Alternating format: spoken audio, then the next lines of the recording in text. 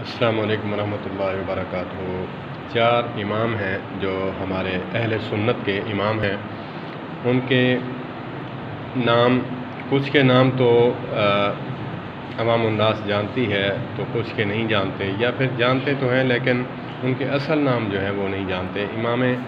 پہلے امام ابو حنیفہ رحمۃ اللہ تعالیٰ علیہ ہیں، اور دوسرے ہیں امام شافعی رحمۃ اللہ تعالیٰ علیہ، تیسرے ہیں امام احمد بن حنبل رحمۃ اللہ علیہ، چوتھے ہیں امام مالک رحمۃ اللہ تعالیٰ علیہ۔ پہلے جو امام ہیں امام اعظم ابو حنیفہ رحمۃ اللہ تعالیٰ علیہ، ان کا نام جو ہے نعمان ہے، نعمان بن ثابت، اور دوسرے ہیں امام شافعی۔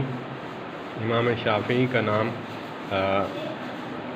محمد بن ادریس رحمۃ اللہ تعالیٰ علیہ، اور امام مالک کا نام جو ہے امام مالکی ہے، اور امام احمد بن حنبل رحمۃ اللہ علیہ کا نام امام احمد ہے بن حنبل، حنبل کے بیٹے ہیں۔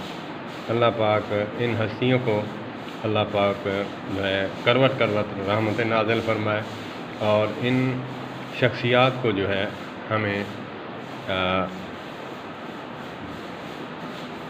دلوں میں بھی جگہ دینی چاہیے، اور ان کو جو ہے اپنے بچوں کو بھی بتانا چاہیے۔ والسلام علیکم ورحمۃ اللہ وبرکاتہ۔